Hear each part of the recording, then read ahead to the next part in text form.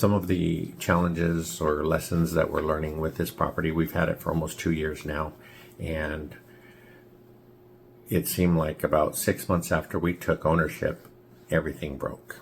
We ended up replacing a furnace unit, an air conditioning unit, leaky shower valves, a few different things. The building is in pretty good shape, considering.